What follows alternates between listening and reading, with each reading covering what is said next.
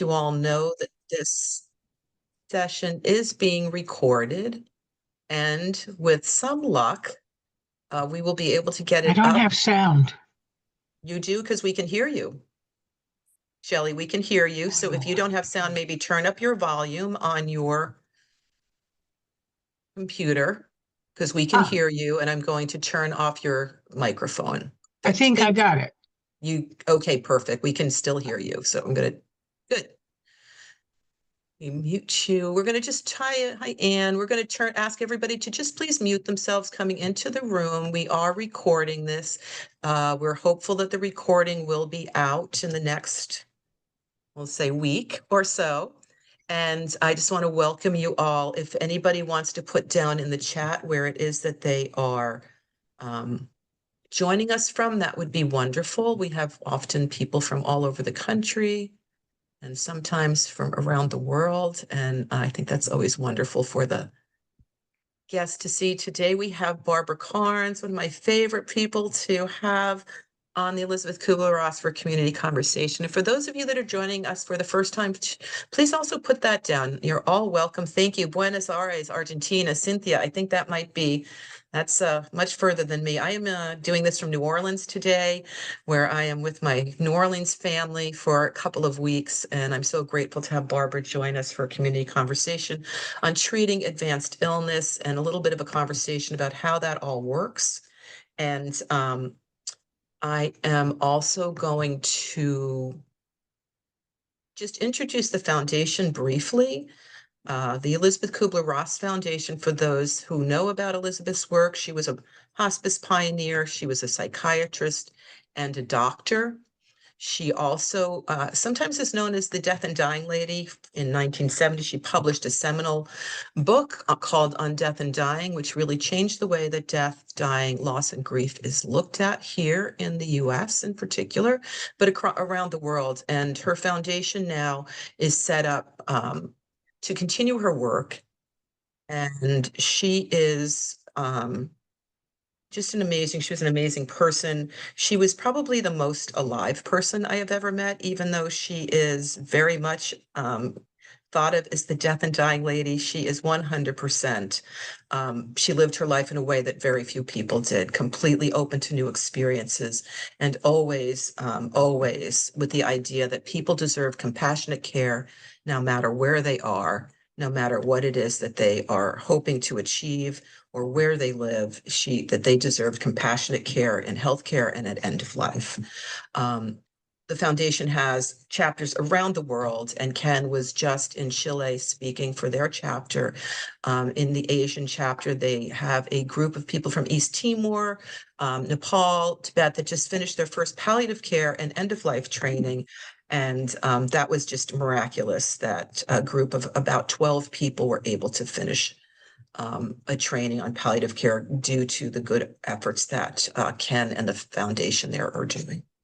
And without too much further ado, I want to introduce Barbara Karnes, who is an award-winning end-of-life educator, nurse, the Innovator Award winner from the National Hospice and Palliative Care in 2018. And also in 2015, Barbara was awarded the International Humanitarian Woman of the Year Award. I've known Barbara I've known of Barbara's work since I started doing this work in 1997. And when I ended up becoming a hospice community education manager back in 2015, Barbara was the very first person who came just by a complete stroke of accident to our tiny office. We had 85 people crowded in there, and Barbara was our guest for the very first education event I did, and I'm always so grateful that she continues to show up for these. So Barbara, I'm going to ask you if you would go ahead and introduce yourself. I'm not sure, Shelley is defaulting here to the screen, so I'm going to see if I can get you up here. If you would just go ahead and start speaking and introduce yourself, please. Okay. You were talking about Elisabeth, and she really was instrumental in my getting in this work. I spent a week with her at her life, death, and transition workshop, and it basically changed my life and the direction that my life has taken. A little side note, I thought I'd add that. I graduated from nursing school in are you ready? 1962. And I thought, oh my God, I've made a huge mistake. I should have never been a nurse. I should have been a social worker. So because I didn't like nursing, I never worked. And it wasn't until Elisabeth came forward and she and Dame Cicely Saunders kind of piqued my interest. It was like, wow, this is something I'm interested in. And so I volunteered for a hospice. I took a refresher course in nursing so that I could get my license up and went to work for 5 years as a direct patient care before I got into administration and director. But the point I want to make is that I think my never having worked in the medical arena is the gift that I bring because I had no preconceived idea on how to take care of people who were dying. My patients, those 5 years, taught me what dying is like because the medical model focuses on diseases that people have. And if I had worked, I'd have brought that model with me. Instead, I focused on people that had diseases, people that were sick, but the focus was people. And Elisabeth and Dame Cicely Saunders, that was their focus. And so I am eternally grateful to both of them. Barbara, I don't think in all the times that we've talked, I don't think I ever realized that you hadn't worked sort of in the medical field prior to joining hospice, because that is my background. I'm not a nurse. I'm not a medical professional. I just had a lot of people die and met the right people while that was happening. Stephen Andrea Levine, a bunch of Buddhist monks and nuns that talk a lot about impermanence. So I also came to this rather green. But I remember so many nurses on boarding when they were coming into hospice, having to unlearn all the ways they were kind of taught. And in the 1990s, we had somebody that worked for us who had been with Dame Cicely Saunders and Elisabeth Kübler-Ross when Dame Cicely Saunders came to Yale University. And then their group from Connecticut all went to London to see what was happening there. And then they came back and started Hospice of Connecticut. And that was so unusual, but they had to unlearn all of the ways they had been trained, because up until Elisabeth and Cicely started talking about death and dying, people who were very ill in the hospital were put at the end of the hall because the idea was we can't do anything for them. Mm-hmm. So we should spend our time and energy on the people we can save. And so this idea that everybody deserves care right up until their last breath was really something that was introduced by both of them. And the way to manage pain, the way to manage advanced care for people really, palliative care came out of the work they were doing when, oh my goodness, I can't believe, the Canadian doctor went to spend time with Cicely in London, thinking he knew a lot about what he was doing, and she put him on bedpans. And is this very prominent doctor from McGill University, where Mountain Mount, and he just discovered, like, I don't know anything about really taking care of people. I know a lot about diseases, but how to take care of people is very different. So that, I think, would be a great place to start our conversation today, because Barbara had an idea that we could talk about advanced illness and how treatment changes as people are moving through illness, so that people can have some understanding about what is palliative care, what is hospice care, why are some people immediately sent for all kinds of chemo and radiation, where other people are told, as sadly, sometimes they are still told, there's nothing we can do for you, so you should go to hospice, where hospice is so intensive in terms of what we can do for you. So Barbara, I was thinking we talked about this a little earlier. Today is your husband's birthday, and he has died. And Barbara, I think just we could talk maybe about his trajectory and yours through his illness, which is so different when you are the family member, the wife, and the caregiver than when you are the hospice nurse coming to visit the family. Could you talk maybe a little bit about, we were thinking maybe to start even with advanced directives. I told Barbara we recently went, a group of us, to train some nurses in a prison around palliative care, and we started to talk about ethics and how the person who we're caring for, how do we meet their needs? And we had a discussion about ethics and doing the right thing, but the way we meet their needs is by making sure their paperwork, the advanced directives are done, and there's conversations. So I'm curious, Barbara, in your family, how that worked. Well, I almost said obviously, I guess I will. We had advanced directives doing the arena that I live in. Um, but what was interesting for me that I hadn't really thought about was day-to-day jobs that we each did. I ran the house, the kids, the family. He ran the business. I didn't even know what bank accounts or banks we used. And I know that sounds just awful. But our advanced directives didn't address that. It addressed what we wanted if and when end of life was approaching. I believe that not only do we all need an advance directive, starting at 18 years of age, because as a parent or a significant other, if your child at 18 or 19 is in a life-threatening situation, you have no voice because they are an adult.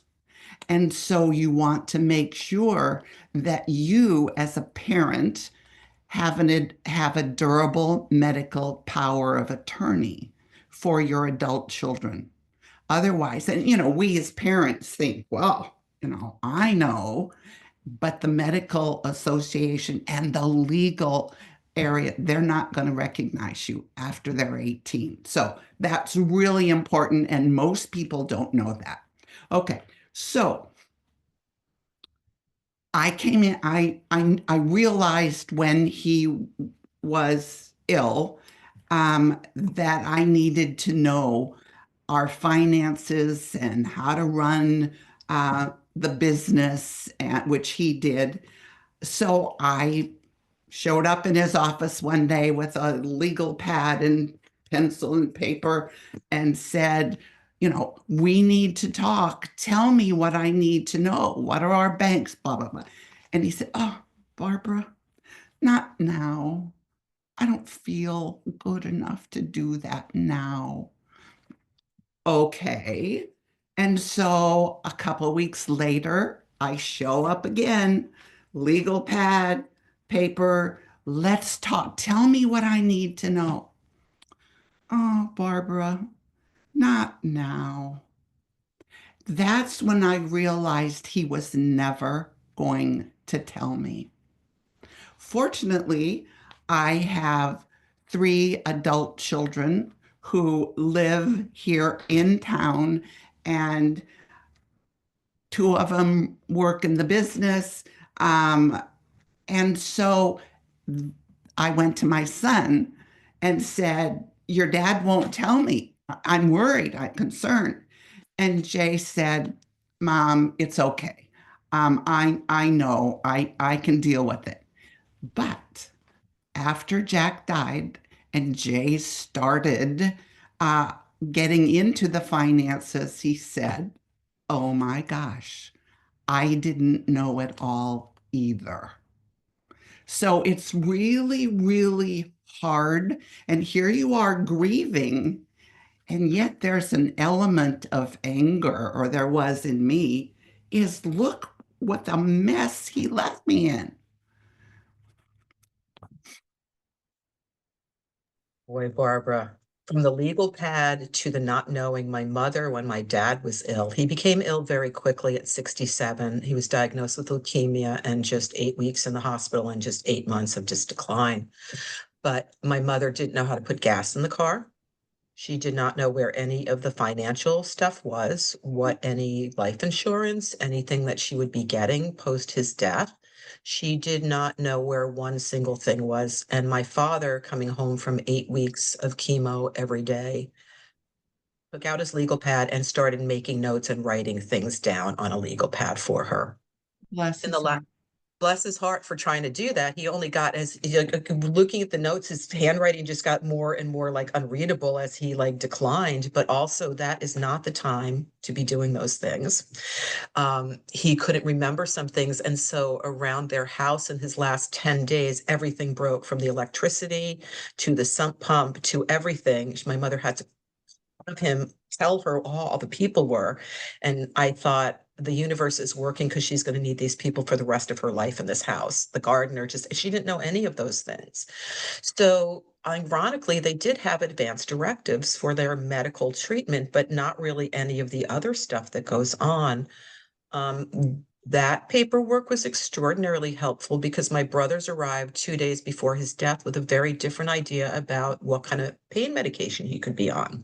And there was a very big disagreement until we could find it locked in a safe in the basement that nobody knew about until I asked some advanced directives from both parents. So I'm kind of curious in your family if your children all knew like what you want, what you don't want.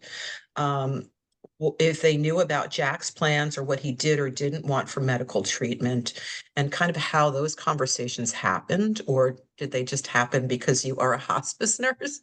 Because they didn't happen in our family, even though I worked in hospice for 30 years until the very last minute.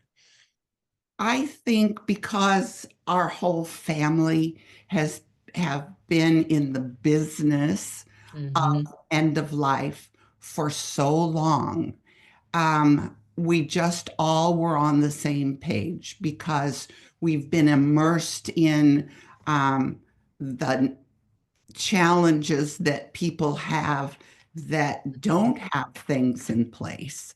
Um, and we knew all that was available, where a lot of people don't know anything. They don't even know what advanced directives are, let alone to have one.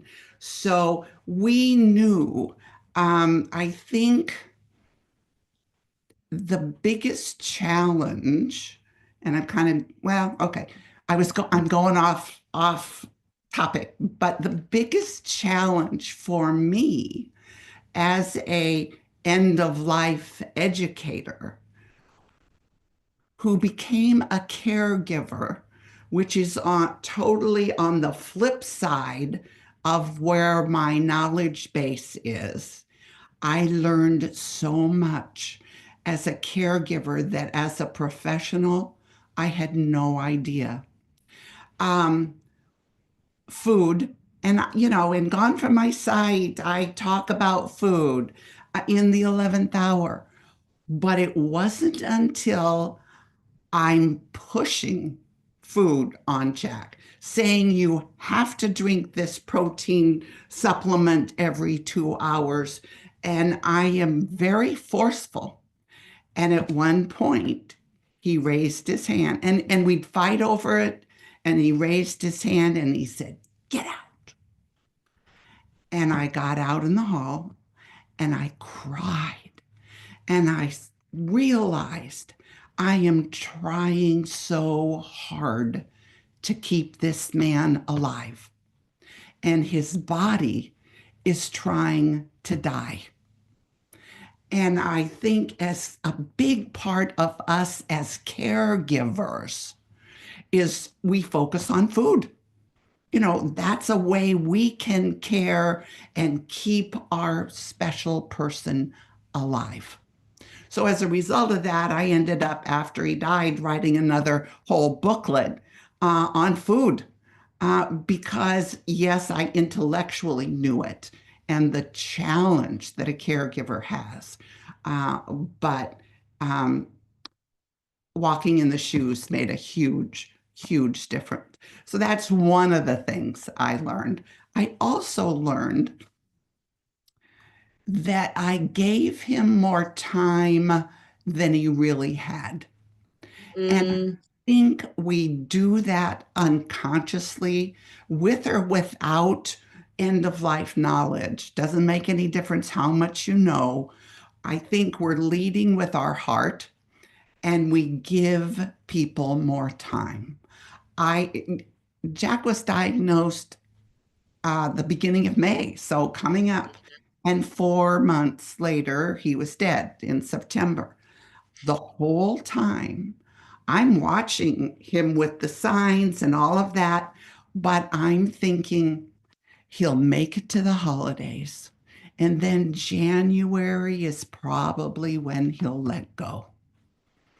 And when mm, he was in bed, I thought, yeah, he's just tired to Jay, just tired. Jay would sit and read to him, or and when I called the family, because I saw him sleeping with his eyes partially open and I have family mm, around, when I called them and said, you ought to get here, we're really dealing with days to a week or so, they all came.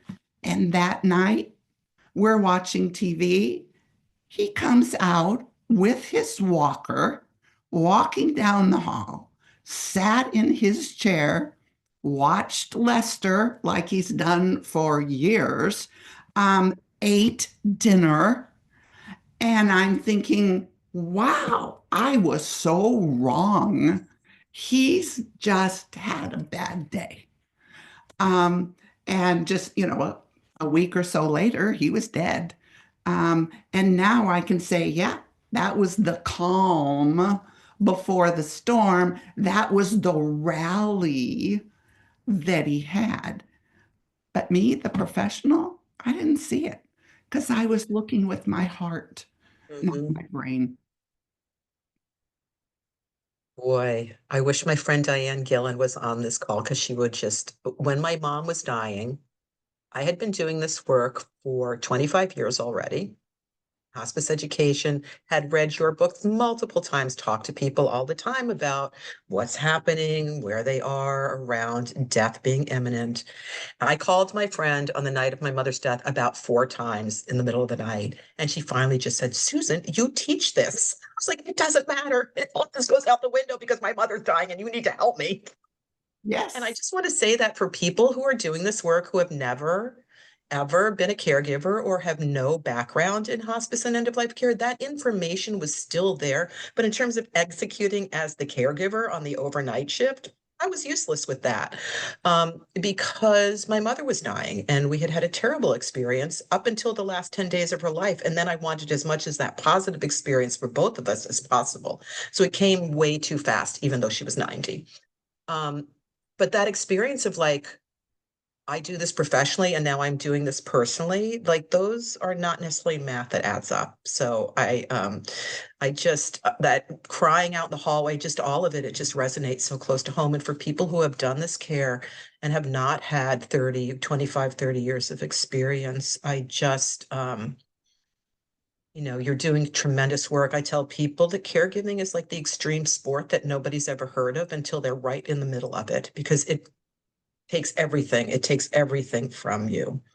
So Well, and as a caregiver, something else I learned is that the caregiver is generally invisible, in that all the attention is going to the patient. People come and visit, they talk about him. All the focus is on the patient. And you know who's doing all the work? The caregiver. You know who's exhausted? The caregiver.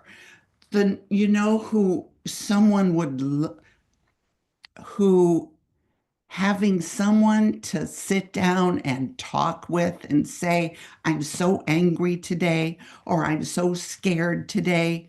That's the caregiver, which is the gift of hospice, in that hospice takes care of the caregivers as well as the patient.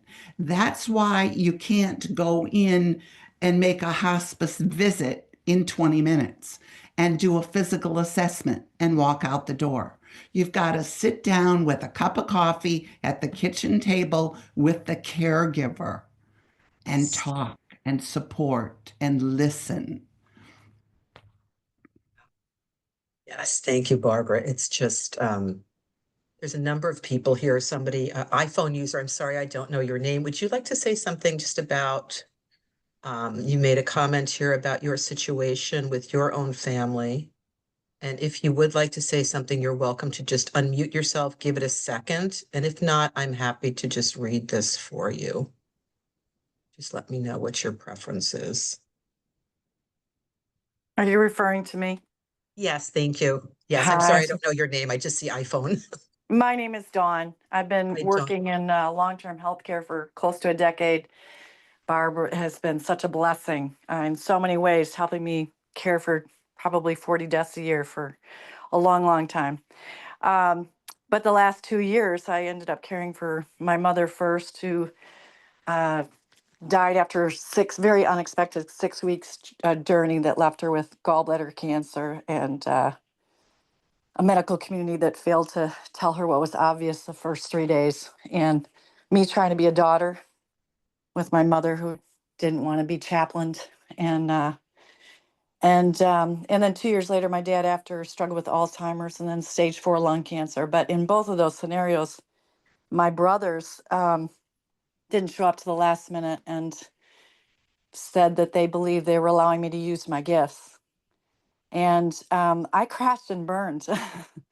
I really crashed and burned. Actually, after my mother's passing, I left my work about 1.5 years ago because it was so hard to go back into it, and pursued healing, which allowed me to re-engage with my dad and walk his journey out. I was with both of them when they took their last breath. But I'm just listening to Barbara. I'm so astounded by the gifts that she gives with her honesty, having walked through now another layer of understanding grief from being the caregiver, because boy, it was a very different experience for me too. And the hardest part was I couldn't make it look pretty, or just bring more comfort like I'd done for so many people prior. And I'm just now beginning to realize I shouldn't have been put in that position by myself in the first place anyway. It was just too much. It's too much. You're a daughter first in those scenarios. You're not a chaplain. So that's all I wanted to say. And again, thank you, Barbara. I just continue to learn so much from you.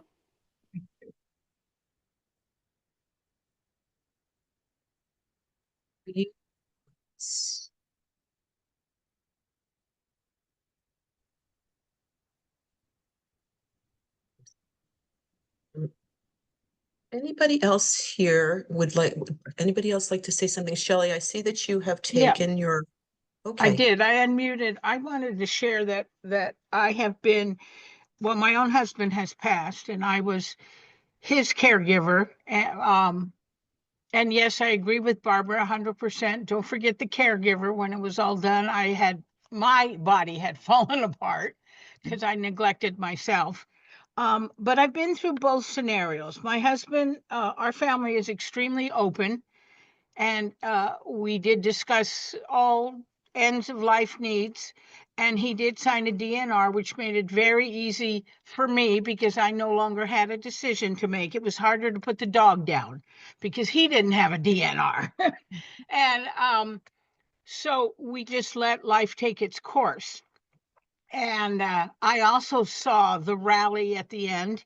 He hadn't been eating much, and 5 old friends went out to dinner. He wanted to go out to dinner, and he ate a huge meal, which he hadn't eaten in weeks.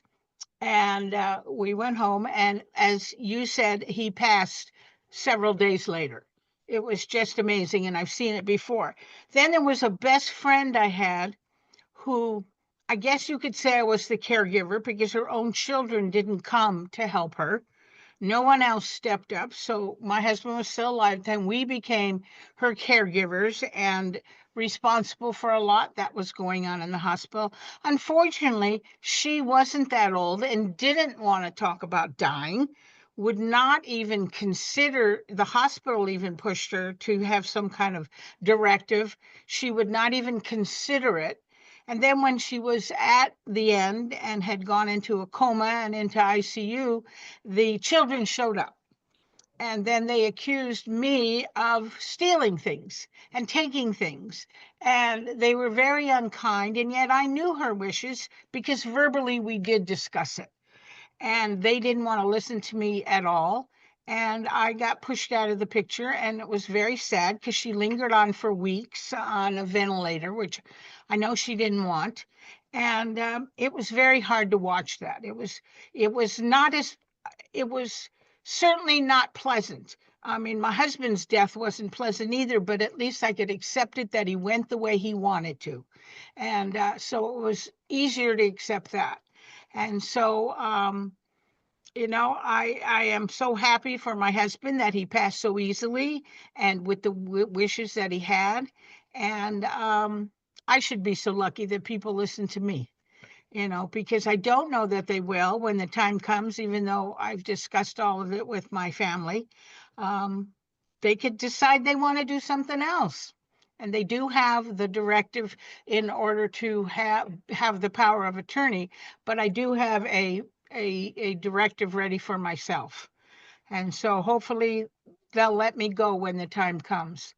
And I did have a cooperative husband who taught me things about finances in the house, but we were pretty much, I didn't have a business to worry about, but we kind of shared things 50-50 in the house. So we always worked together on stuff.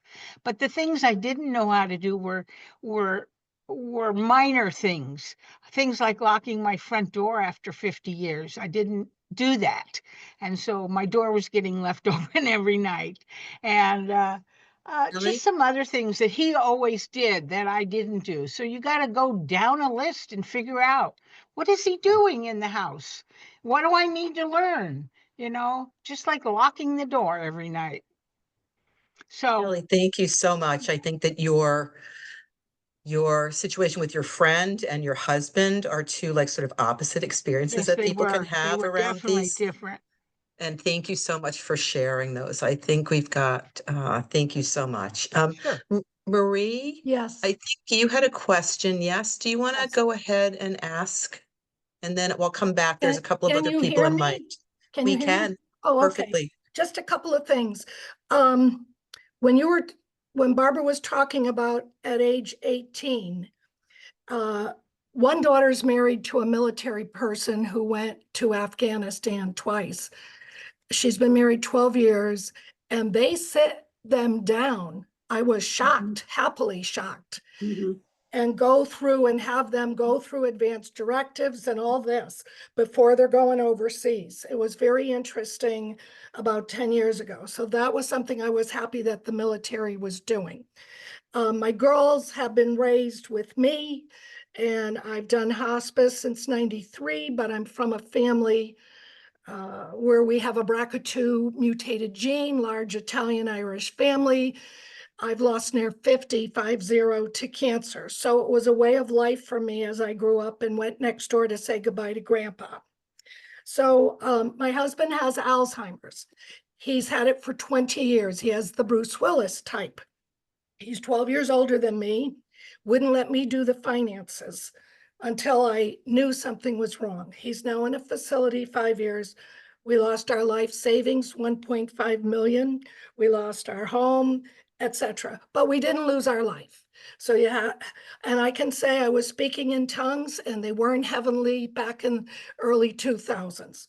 So I was a nurse practitioner. I've met Ken. I presented at the MISS conferences on death and dying and grief and loss.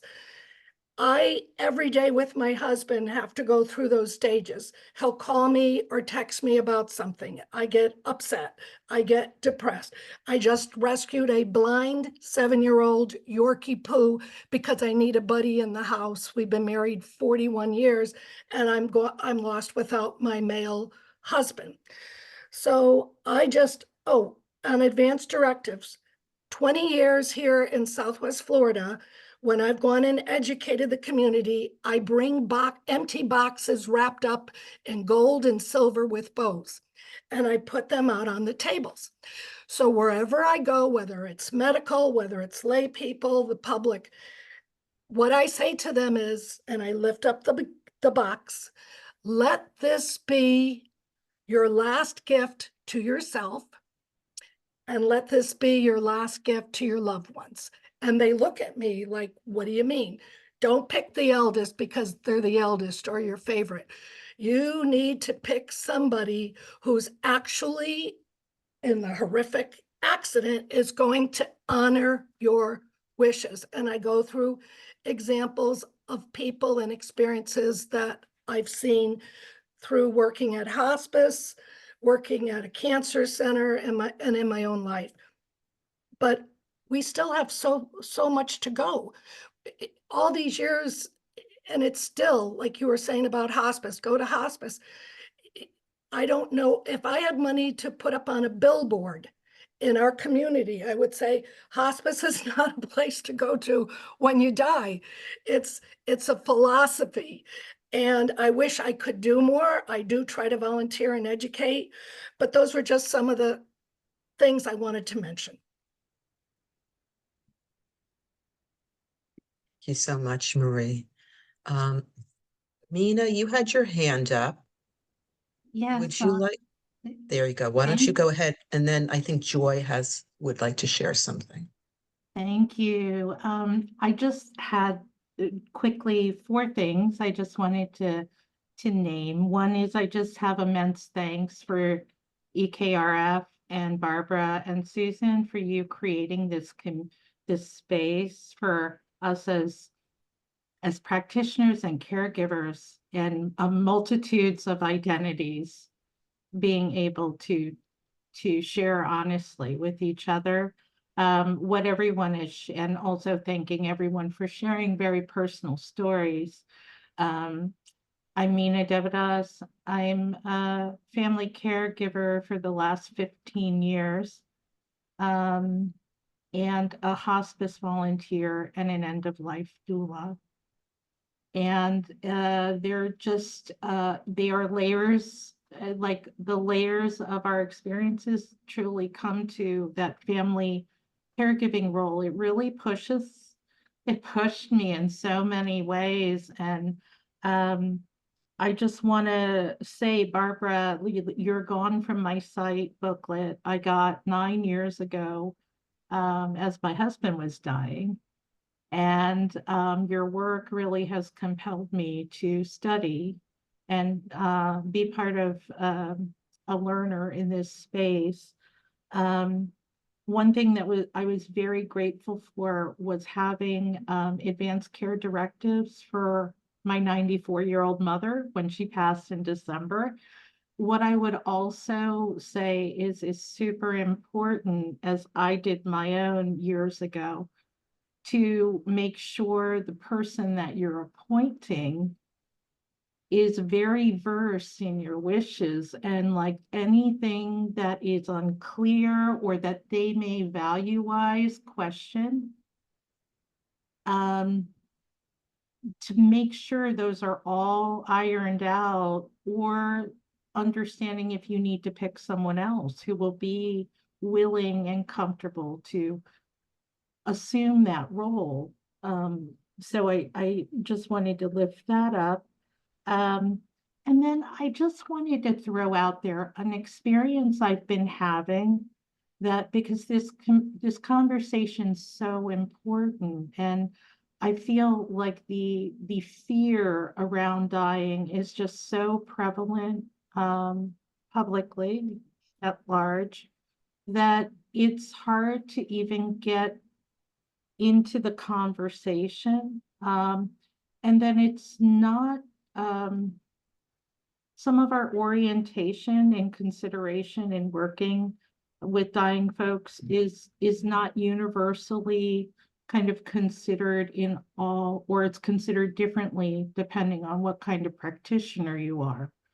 And what I'm finding is I've been invited several years in a row now to speak as a family caregiver at a medical school. And I find it so great that they are opening practices of reflective practice, like what's coming up in you as a doctor, prospective doctor or nurse, and talking about death and dying from a caregiver perspective, next to someone who might be a military combat doctor who's seeing it in the field, against a pre-neonatal nurse, you know. So I think these are just very positive developments, and the more that we're out there sharing our experiences, the better. So again, thank you so much. And Barbara, thank you so much personally for helping me in such profound ways as a learner. You're welcome. Thank you for the kind words. It's always wonderful to see you.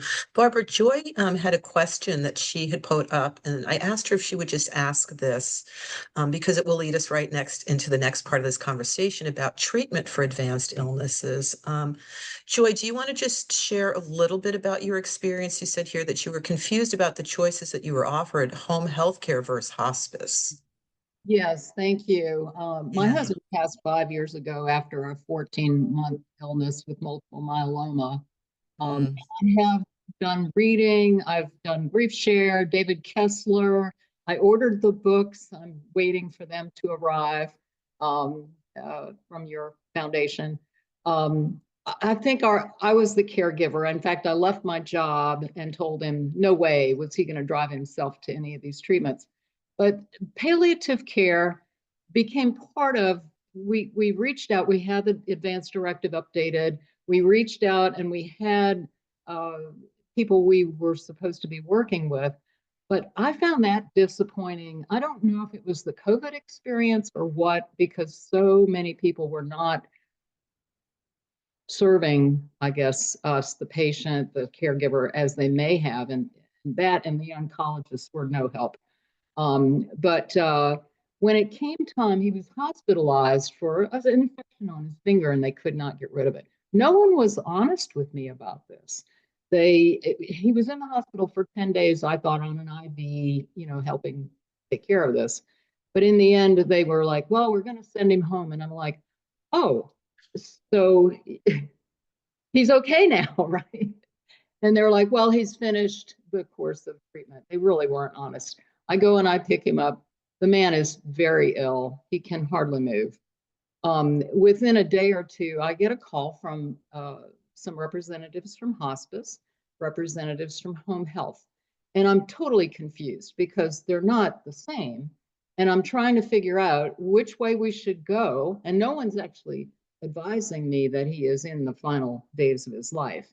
And I'm thinking, well, let's go with home health, right? Because we're going to rehab him after all of this. Well, that was confusing. And home health were nurses that check you out, listen to your lungs, do your vitals, and go away. I don't know what hospice would have done. But within 2 days, he was in such a bad state. I brought him back to the hospital and he passed 18 hours later.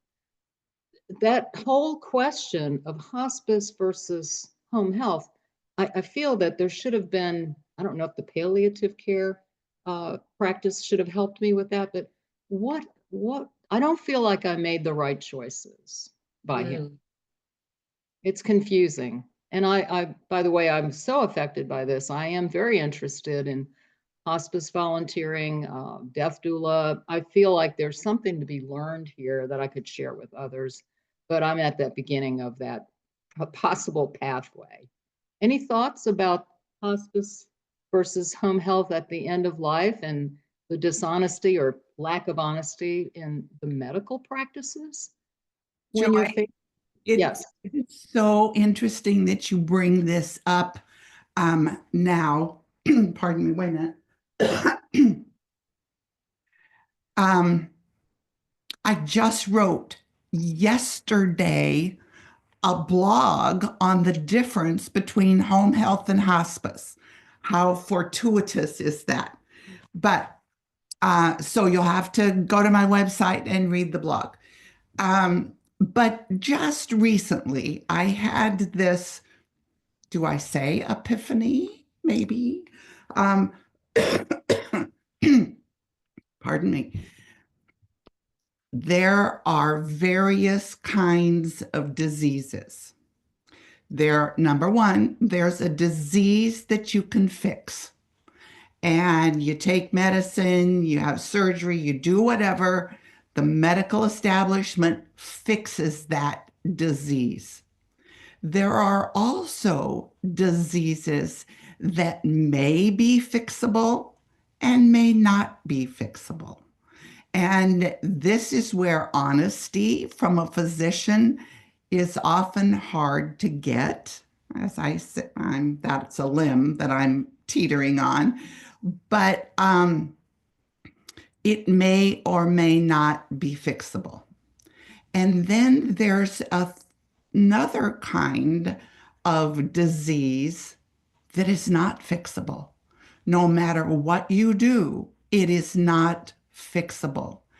In our medical model, we don't really distinguish between the three. And that's an error on the part of the medical model, because it's very, very, at least obvious to me, that there's three kind of diseases. So if you have a disease that's fixable, you do the treatments, you take the medicine, you do everything you can to make sure that that happens. If you have a disease that may be fixable, but may not be fixable, then you have decisions to make. Do I want to try to fix it? How much involved? How much of my body? What's it's going to react?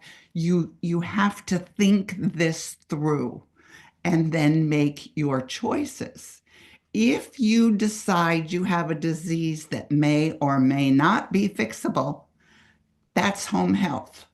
You go on home health, the nurses come in, physical therapy, whatever. Home health's focus, their Medicare mandate is they are to get you better.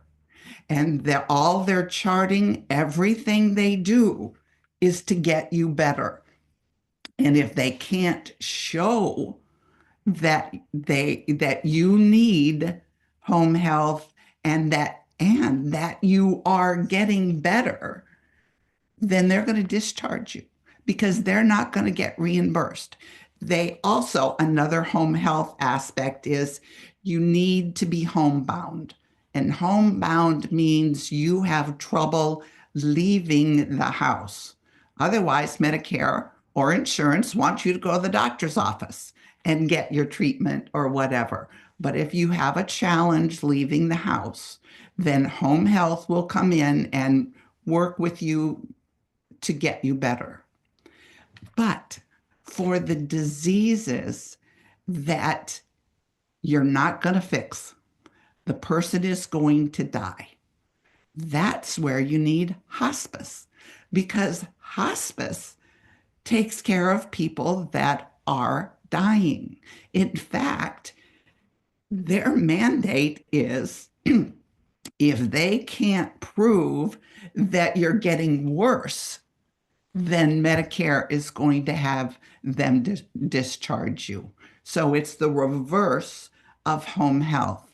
Now, another really aspect of hospice that is not in home health is that hospice takes care of the family and the caregiver as much as they do the patient.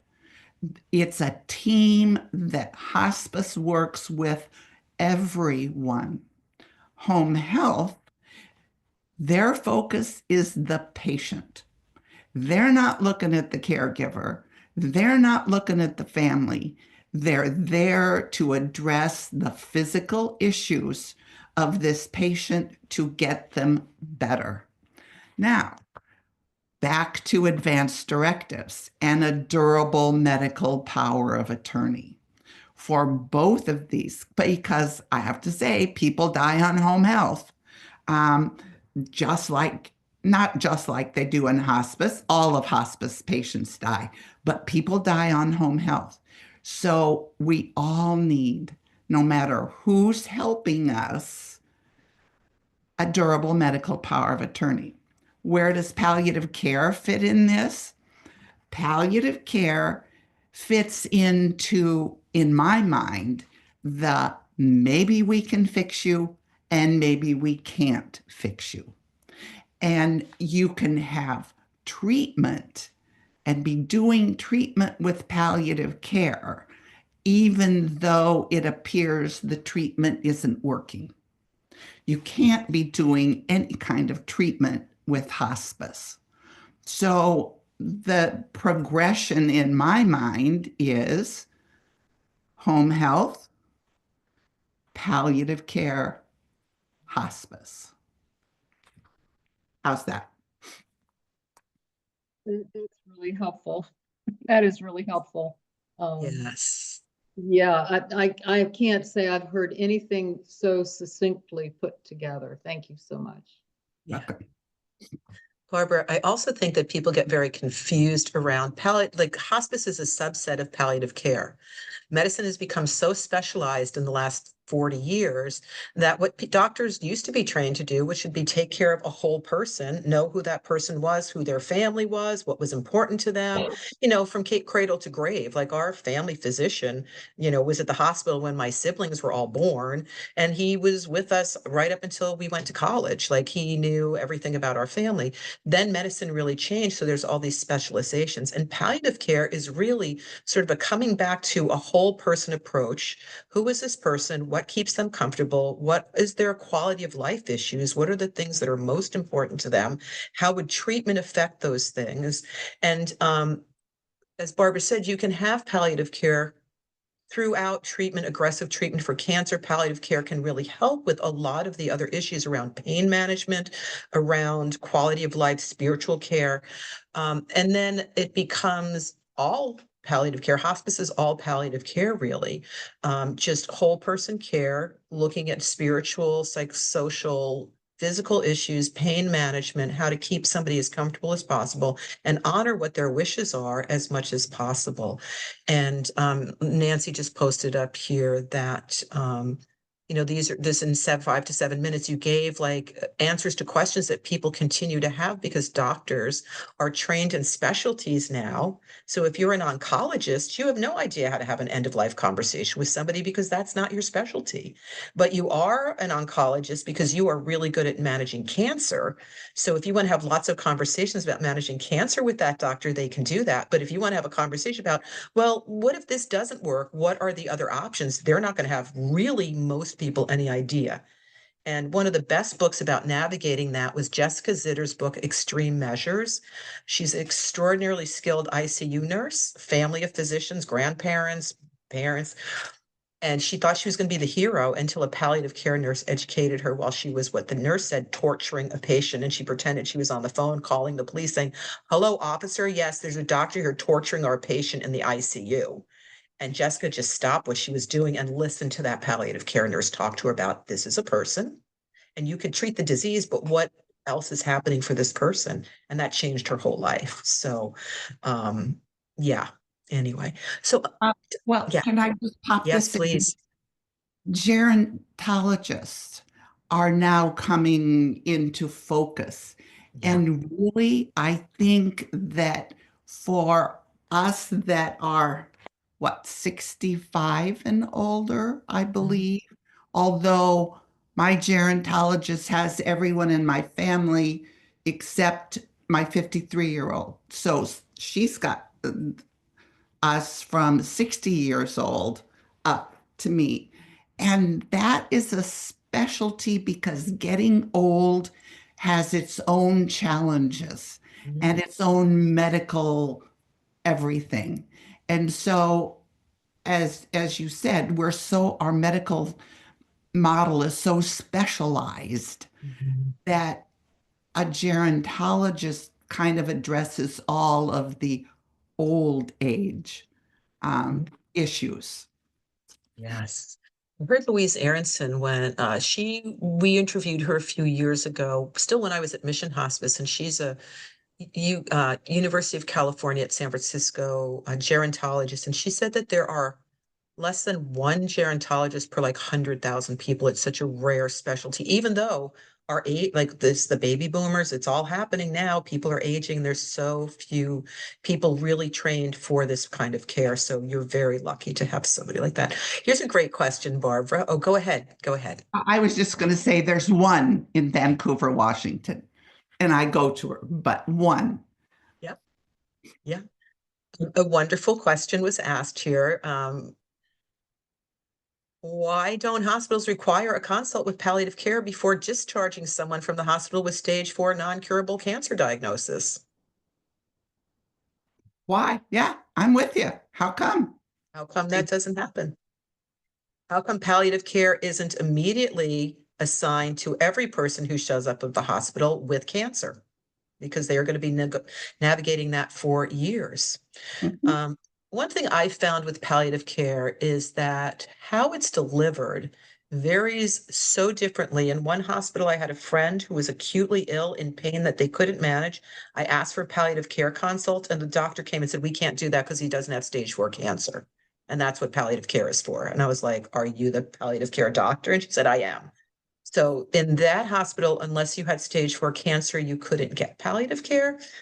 So it's a wonderful concept, and how it's executed and who pays for it, which is always the problem. Who's going to pay for palliative care? That is just something that you really could look at years before you need to use it if you're in a healthcare system. Well, I'm it kind of reminds me of when hospice started out. Yes. No one really understood what hospice did, what it was about. And when I say no one, not it was physicians, anyone in the medical arena didn't understand hospice either. And I think that palliative care is where hospice was. And it's going to take, just like it took a while for for people to even pronounce it, let alone know what it meant. I think palliative care has a way to grow yet. Yeah, I'll come back to you. There's a question here, Barbara, that I'm sure you've heard probably every week of the years you've been working in hospice, which is, why are hospice services explained or referred to so late in somebody's disease process? Oh, What is yeah. your experience with that? Going out on another limb, I think part of it is because physicians are taught not to quit. They are taught to do everything. So you have to have a hospice referral. You have to have a physician referral to come on to hospice. So there is a stumbling block on the physician level. On a human level, it's coming to terms with, yeah, mom can't be fixed. Mom is going to die. We've got to do everything to keep mom alive. And if we agree to hospice, that means I have to understand and acknowledge that mom's going to die. And I think that that's the hardest step for family and caregiver and patients to come to terms with, like, yes, death is going to happen. And if I get hospice, that means that, yeah, I'm admitting. I think that's probably one of the big factors in getting hospice referrals. Barbara. Nancy had said earlier when we were discussing about gerontology and why hospice is referred so late, that she'd like to say something about that. And thank you for Louise Aronson's book recommendation. It's fantastic. Nancy, do you want to unmute yourself or put your hand up so I can find you? There you Sure. go. All right. I believe I'm unmuted. It's hard while I'm hiding with my cell phone You in the are. corner of the hospital here. It's okay. Palliative care is grossly under-resourced and therefore grossly underused. So aside from everything you just mentioned about everything that Barbara just said, it's a relatively new specialty, right? Just like hospice was. And I'm so I'm a little tired of being on the cutting edge of medicine all the time, because as being a PA of 37 years, I'm an old cranky PA, man. I spent the first 10 years of my career explaining what that is and what I do, and no, I'm not going to be a doctor, and no, I'm not a medical assistant, and no, I'm not the secretary. You know, I take care of people too. So that's one of the issues that we have when it comes to consulting palliative. I work currently in a 600-bed hospital, and there are 2.5 palliative care providers in this hospital. And that's not enough to have the conversations and the discussions that need to be had with all the people that are here. And palliative care does not make money. So who's going to pay? Just like Barbara said, who's paying for all this good stuff? Because I'm not making anybody any money, but I will save a lot of grief, time, and money on the back end of this, because if we address patients' actual desires, people, right? Before you're a patient, if you talk about what you do want and what you don't want, you can save a lot of grief and a lot of pain and a lot of money for the medical system and your own self, quite frankly, on the back end. So it is young and it is growing, and physicians here in the States, they use palliative care and hospice interchangeably. They don't know the difference. So it scares patients. They're scared of it. And, you know, hospice is giving up. We don't want to give up on mom. Nobody's giving up on anything. We're just changing the focus of our care. We're not stopping to care. Because another cringy thing for me, quite frankly, is withdrawal of care. Ugh, nobody's withdrawing care. We're not stopping taking care of you. We're going to focus on the stuff that's more important right now.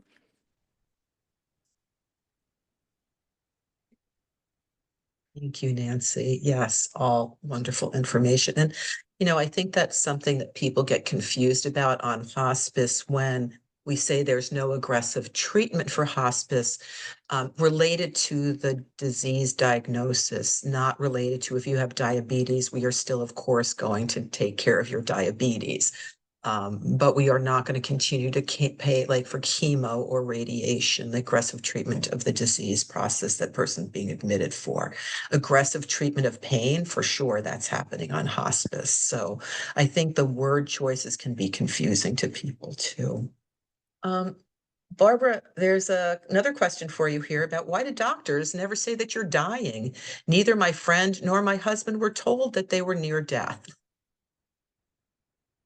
Not every doctor won't say that, but I will say probably the majority won't at this point. Hopefully, medical schools are shifting where they are teaching end of life and how to navigate that. But mostly, physicians are taught to fix. And I use story. Have I got time to tell a story? Plenty of time. We've had about a half an hour still. Okay.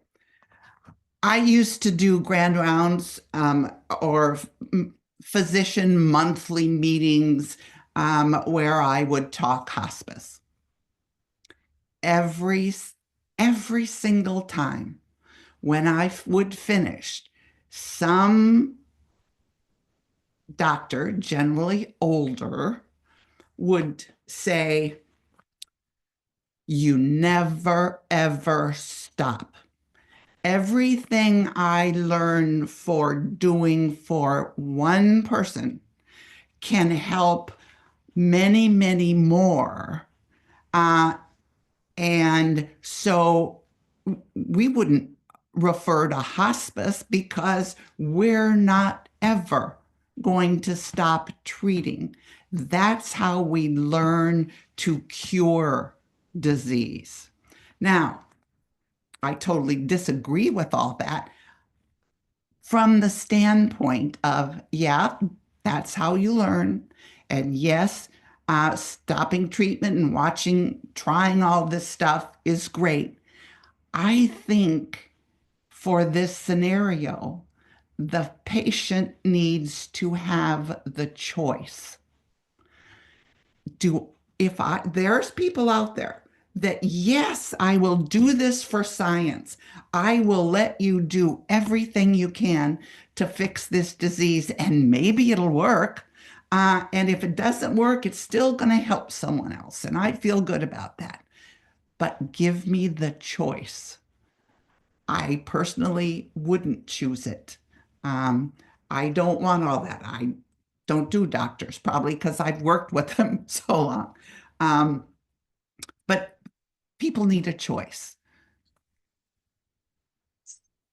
Barbara, thank you. There's a question here about, could you discuss dementia end-of-life care and what maybe the hospice parameters are? When does somebody with dementia qualify for hospice? Because I know that is that's one of those situations where you could have a person that's literally laying in bed, not moving, can't speak, that doesn't qualify for hospice, but you have somebody that's up and about doing all their activities of daily living, but has a stage 4 cancer diagnosis that isn't at like quite there yet, and they're getting hospice. So could you talk a little bit about, particularly with dementia? Dementia doesn't play by the rules. There are signs of approaching death that tell us months, weeks, days, hours before death. One of the things we look for is withdrawal. One is food, and one is sleeping. Those three things, you can ask questions around those three things. And if someone has a life-threatening illness, you can pretty well tell how long they're going to be alive. Pretty well. Dementia, a person can sleep and be in bed 24/7 and not have entered the dying process, and they can do that for years. A person can withdraw and not even be in this world at all for years. It is only when food becomes an issue, when choking, difficulty swallowing, holding the food in their mouth, when that becomes an issue, and the medical establishment says this is time for a feeding tube, is when you make the decision. If we don't eat, we will die. And just because we can medically do something doesn't mean that's what should be done. Okay? So it's power of attorney, all of that comes into play here. But I am finding that this is not explained clear enough to families that it's okay to not have a feeding tube when someone has dementia and is having difficulty swallowing and choking. It's a tough decision because medically we can do so much, but let's look at the quality of life of the patient, of the caregivers. Living is more than just breathing. And so when that point comes, hard decisions, there really isn't any right or wrong decision. It's just that there are choices that are ethically responsible and can certainly be made.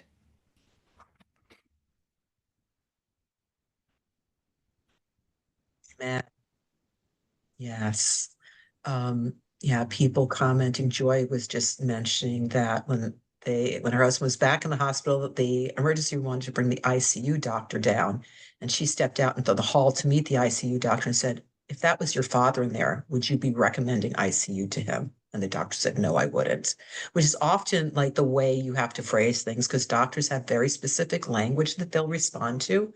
And a friend, though I don't think they ever did, was going to write a book about how to ask doctors questions for the answers that you really need to have. Lois is sharing here.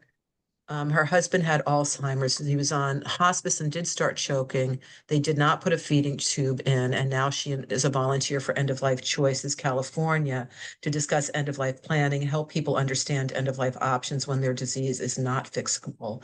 And one of those options here in California, as it is in Washington, Oregon, and 11 states in total now, is a medical aid in dying, where a doctor can prescribe medication as long as the patient is still able to make their own decisions and still be able to ingest the medication themselves. And understanding which doctors and which hospices are willing to do that and support you through that process and which aren't. And also mention of voluntary stopping eating and drinking, which has the same guidelines as the medical aid in dying. You have to have capacity and be able to manage that yourself.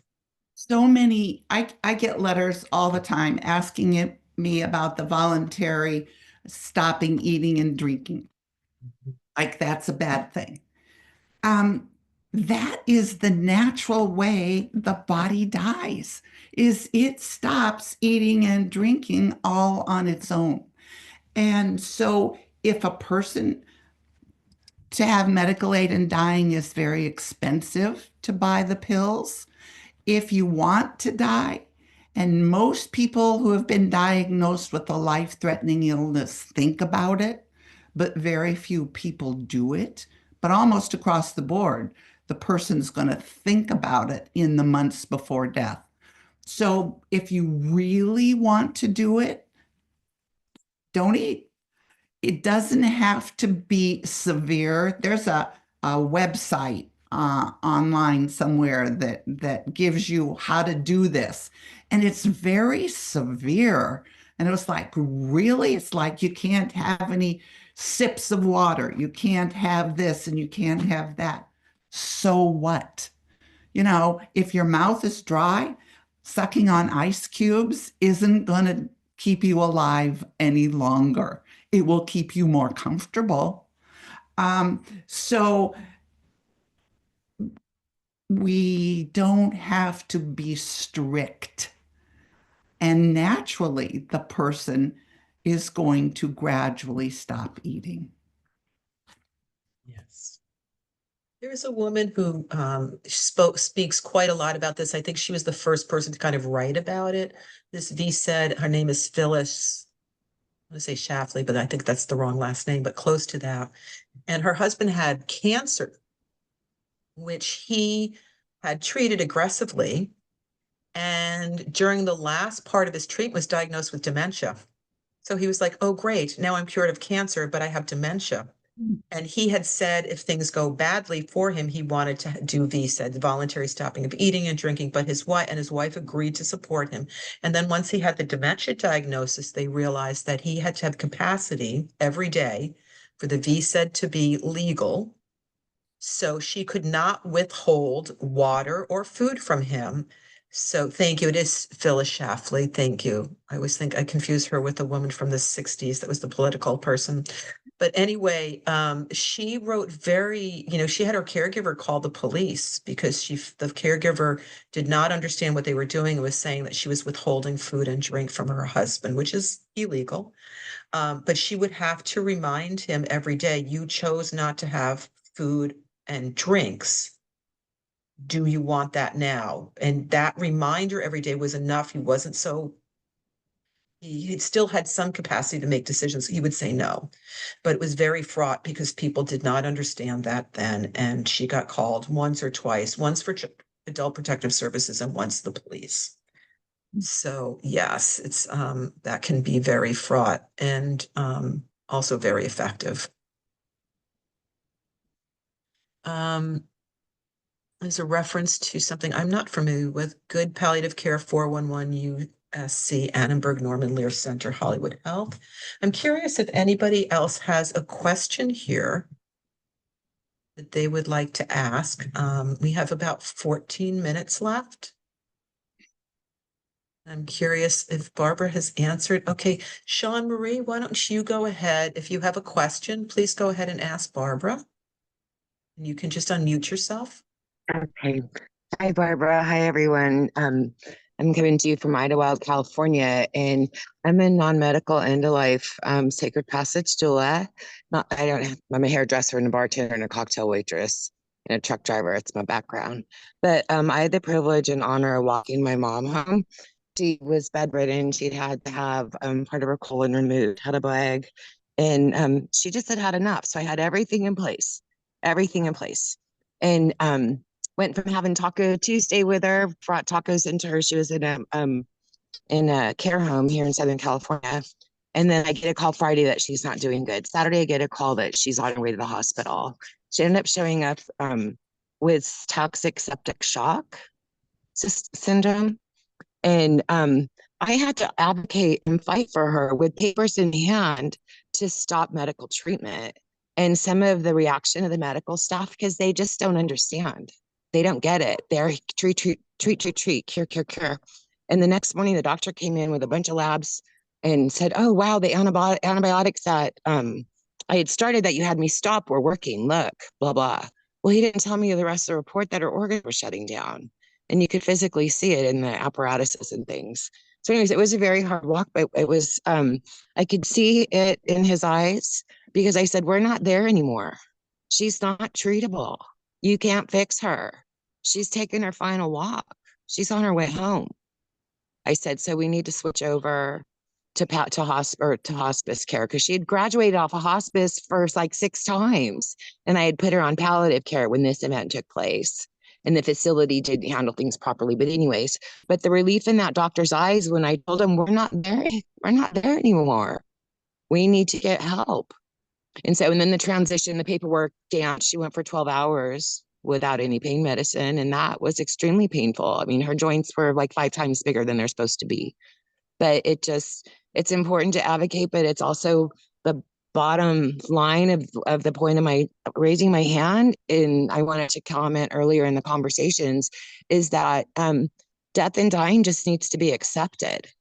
Because if we're breathing, we're going to not be breathing someday. It's not if or when for all of us. It's going to happen. And so I just feel there needs to be better education in the medical level. And I heard from someone else's share that, they were going in and doing conversations. And I just think the work that we do as end-of-life educators is so important, encouraging community and, public to learn to advocate for themselves, take a look at what they want and let their wishes be known and their voices heard before there's a need. Because I've done the work in a lot of arenas. And it's always better under calm, sweet conditions than it is under duress. And so, anyways, that's all. And thank you. I'm so grateful I got to participate in this. Thank you so much, Sean. The other questions here? Barbara, I think you have answered all of the palliative care questions that anybody might have. I'm curious, Barbara, if, you've been talking pretty openly and writing about this experience and you addressed it a little bit earlier. But I'm just curious in terms of the grief journey. Sounds like you packed up your bags and went on some kind of little vacation, but like just your experience moving through your husband's death and the grief that was, kind of it's just part of the deal. I'm just curious if you want to say anything about that. We talked about that the last time you were here. Sure.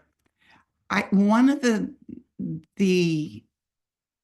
things that I did unconsciously and at first was concerned about till I figured it out was that in the beginning of my grief following his death, all of the memories that came forward were the hard ones, were the negative ones, the things that I was mad at him about.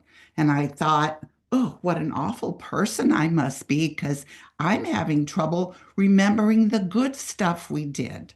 I'm just thinking about the negative, hard stuff.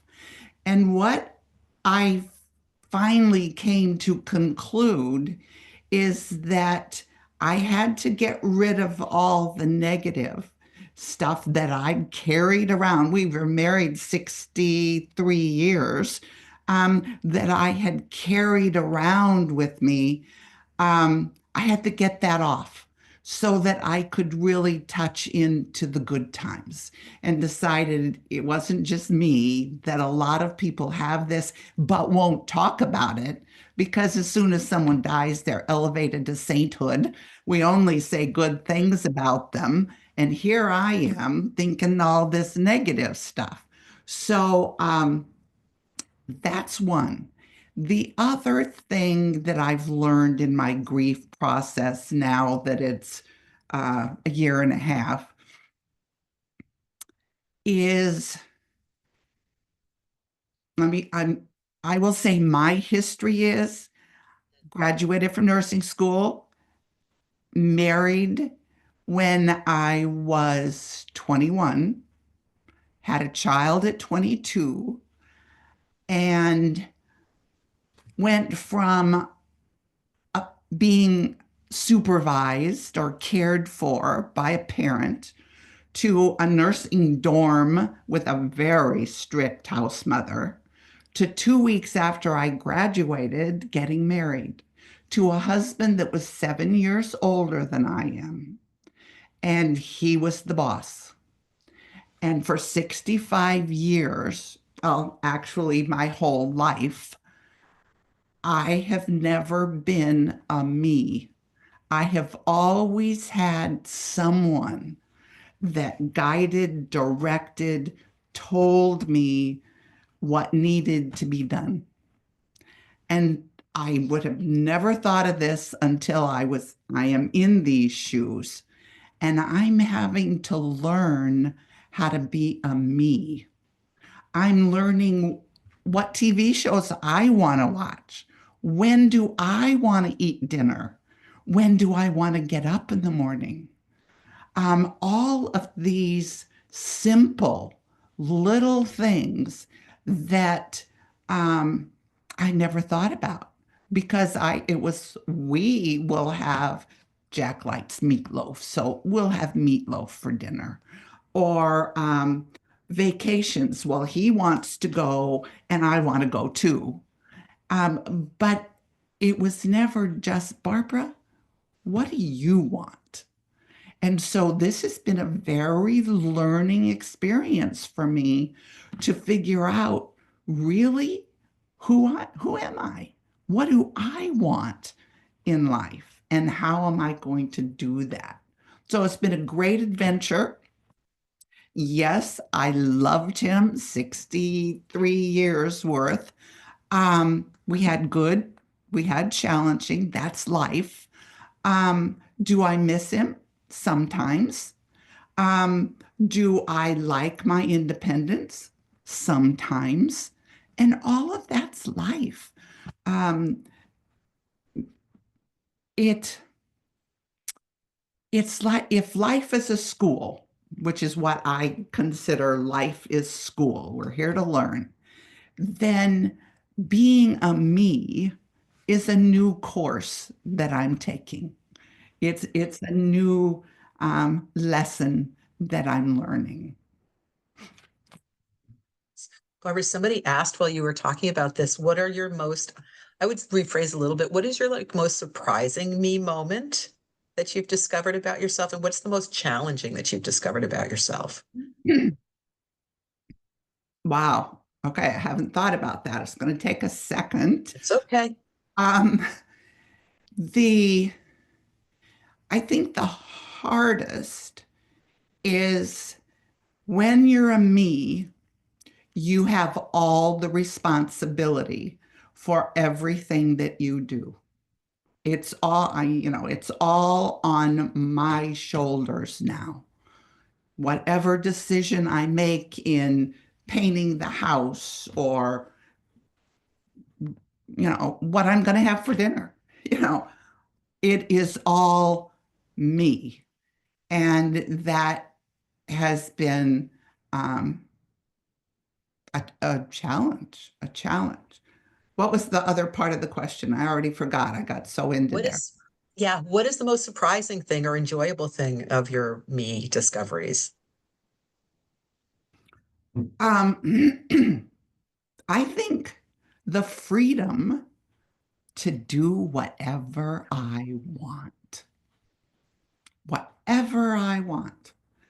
That is something I've never had, and that's a gift. And it's a great part of the class that I'm experiencing, the course that I'm learning is to do what I want. Wow.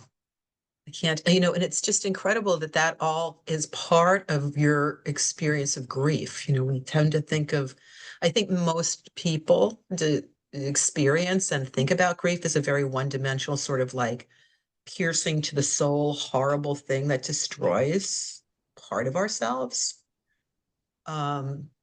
And I've heard a lot of people say after my beloved or my loved one died, I had to really, and I was a caregiver for so long, I had to really sort of reinvent the wheel.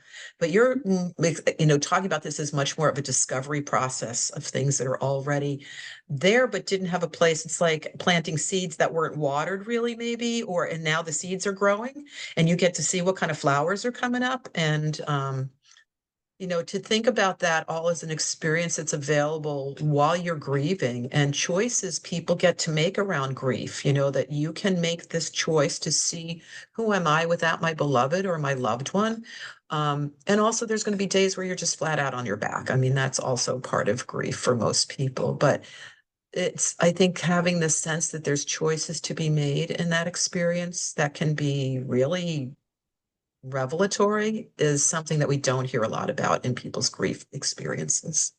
Well, and I get a lot of emails telling me about their grief and their journey, and that the pain that they're carrying in their grief journey for the relationship, for how the person died, all of that.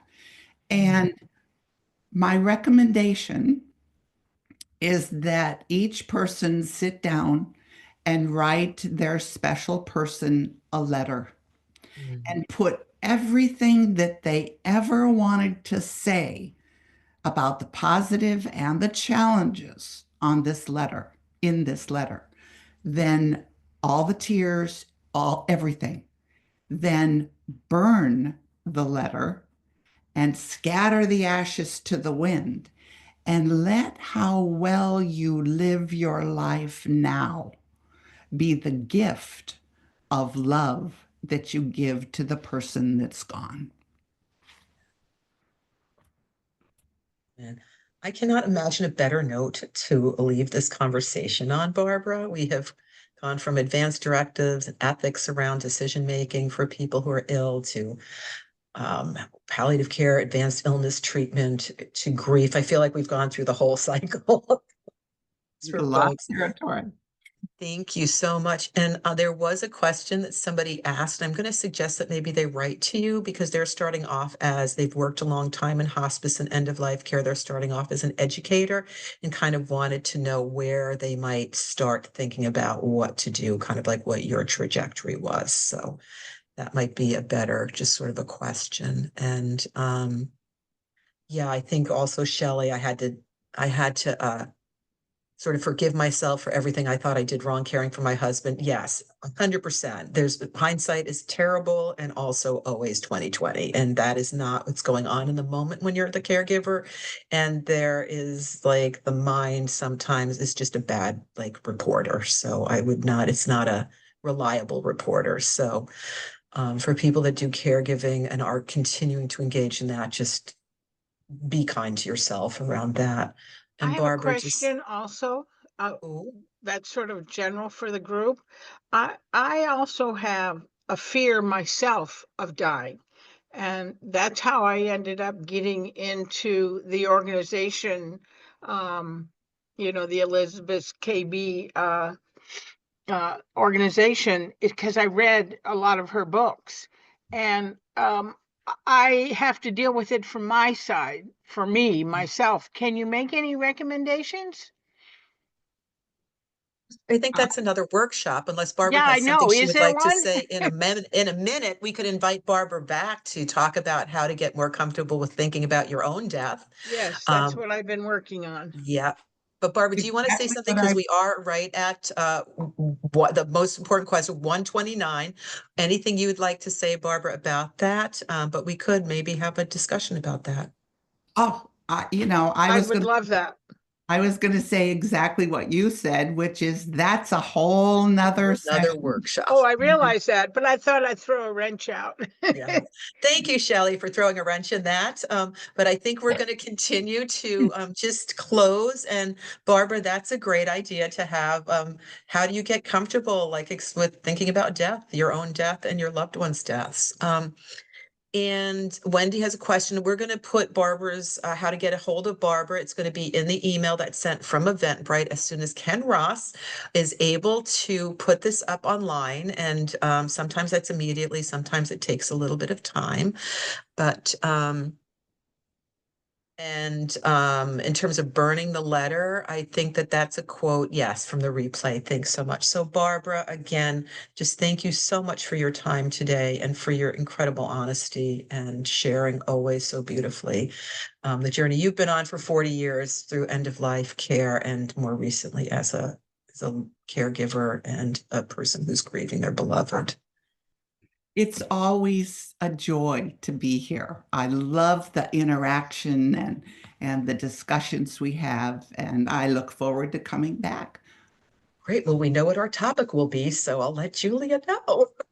Thank you all for spending this morning with us, or this afternoon, or this evening, depending on where you're zooming in from. Barbara, thank you so much. And on behalf of the Elisabeth Kübler-Ross Foundation, I just want to thank each of you for coming.